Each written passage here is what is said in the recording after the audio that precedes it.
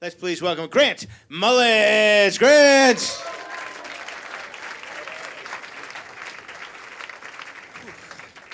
Hey, everybody. So, I'm in college, which means I have a roommate. And tonight, I'm going to talk shit about him. Yep. Some of you in the audience might know my roommate. He might be here tonight. I don't care. Right?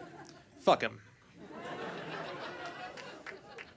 I'm not going to say his real name, though, because, after about a year and a half of living with him, I still don't remember it.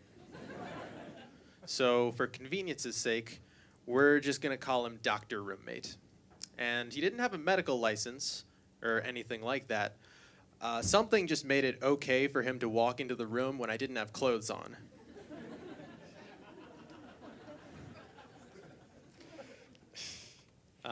There's kind of a different dynamic established when you're living in the same room as another person. Noticeably, you can't take your pants off when they're in the room with you, is what I've noticed. It's weird. Because taking your pants off is a very private experience, I would say. And it's not unlike going to the bathroom when there's someone in the stall there. Even if they're not looking, it's uncomfortable and kinky at best. So let me tell you a little bit about Dr. Roommate. He was the kind of guy who drinks protein shakes. He was the kind of guy who takes selfies in the mirror at the gym. He's the kind of guy who would wear a bow tie to a funeral. Yeah. Now you get it. He was also a vegetarian, which was weird. You know how a lot of vegetarians will eat eggs? Yeah, right? He didn't eat eggs because he was pro-life. I'm going to give the rest of you a minute to get that joke. There it is. Okay. So I don't know if you can tell, but he annoyed me.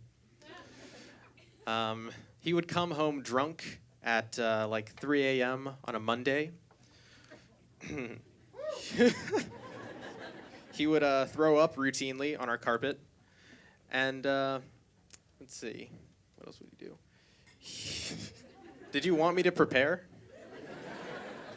He wouldn't recycle, which is bad in its own right, but it's worse if you're a vegetarian, because that's like saying, save the animals, fuck the planet. So let me tell you my favorite story from my adventures with Dr. Roommate. I was coming home one night around midnight, which is late for me, early for him, and I open up the door to our room, and there's just this girl standing there. And I thought to myself, you know what? We should feel comfortable taking our pants off in this room. Or kinky at best. And let me take a small digression here to explain this. When I walked in and I saw her standing there, it was like my dreams had come true, because there's like this girl in my room. And I'm going to explain. It's going to seem like it's unrelated. But I was a test tube baby, which means that I was fertilized outside of my mother's womb, thanks to in vitro fertilization. So at my creation, I had nothing to do with sex, and nothing's changed since then.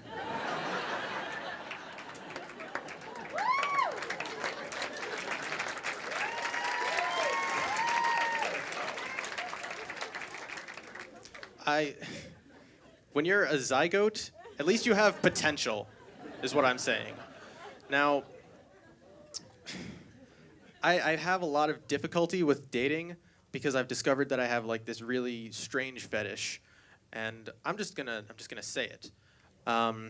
Whenever, like right before I'm about to have sex with a woman, I need to be in a long-term committed relationship with her, which is more depraved than you'd think. Too depraved for most people, I would say. So back to our story. I walk in, I see her standing there. I hope she's there for me just by some happenstance of the universe. Of course she's not. Here's what happened. I look over to the bed, and I see Dr. Roommate asleep. And that night, he'd gotten blackout drunk, hit his head, and she had dragged him back to our room. And so I started talking to her. I said, thank you for bringing him back. I'm glad he's okay. Side note, I wasn't.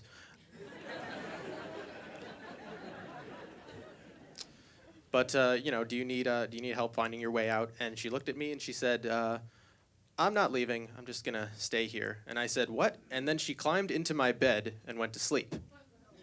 And what am I supposed to do then? Because I can't just jump in there with her, I don't know where she's been. That's one reason. Yeah. So I slept on the floor that night.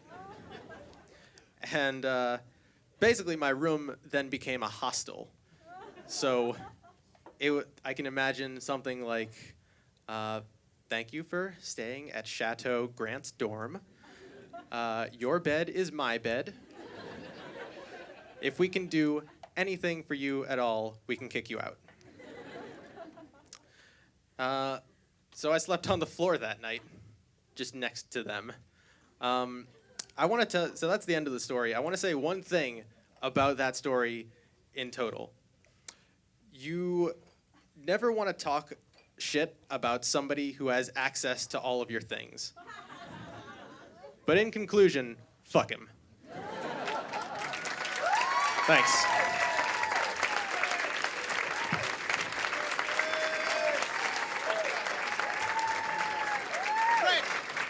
Grant Mulitz!